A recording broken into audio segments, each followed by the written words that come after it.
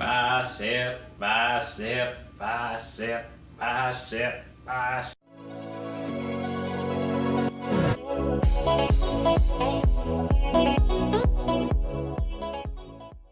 Well, hello everybody, welcome back to Succeed with Omid, and today I want to talk about the bicep muscle, or what I like to call every guy's favorite muscle to train improperly, right? One of the things that I always like to teach clients is that basically there's not just individual muscles like this, there's chains of muscles. And when we talk about the arm, we got the whole front of the arm, everything from the fingertips all the way up actually to the head over here.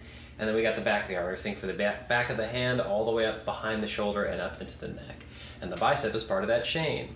Here's the challenge. When you spend a lot of time in the T-Rex position, the texting position, the driving position, the couch position, the shoulders and the bicep start to get a lot clunkier than we want them to be, and the bicep doesn't actually function very well. And it starts pulling the shoulder forward every time it fires. The other thing that happens is when we start gripping things way too often, we don't actually get into this forearm extension.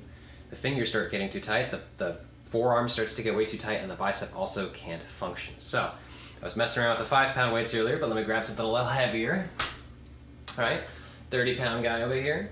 And what happens is if I try and only squeeze my bicep, holding the shoulder back, this weight gets really, really hard to lift. Now here's the trick. I can make it really easy, adding just a little bit of body English and letting the shoulder come forward, because now you can even see it. That's why the shirt's off today, is my neck is actually shrugging the weight. And I don't really have that much bicep tension here. A lot of my forearms working, a lot of my shoulders working.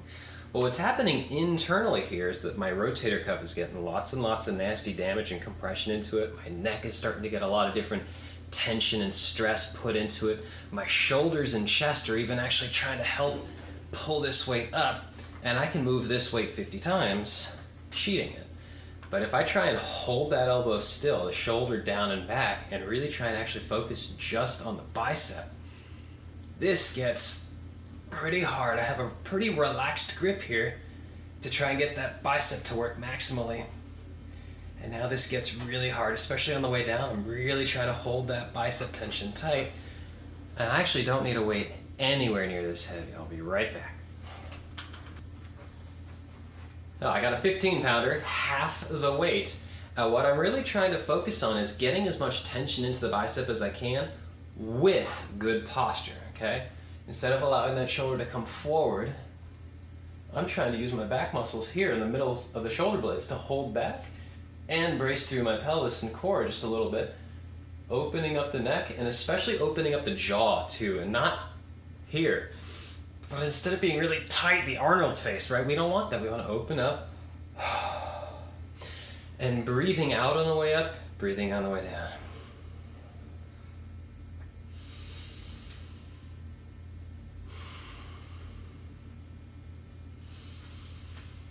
And really focusing on all the work being in this bicep, and more importantly, open here, relaxed here. Relax even the hands to get a little bit less forearm. This is not for the bodybuilders that want to get massive. Power lifters, don't do this, okay?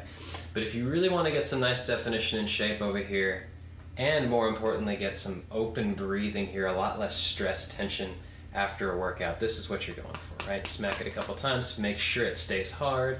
I'll show you one real close if I can of me doing everything wrong. I can grab everything, but this is still very loose. Very, very loose, okay?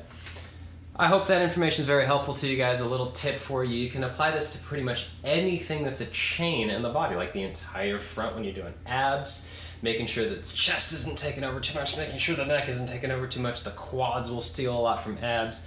Same thing with the back of the body too. If you're trying to work your butt and your lower back and hamstrings are taking over on everything, try and add some breathing to this. Try and add some relaxation to the rest of the body and really get that mind-muscle connection to the booty, because we all want some really good butts out there. All right, have an awesome rest of your day. I'll talk to you next time.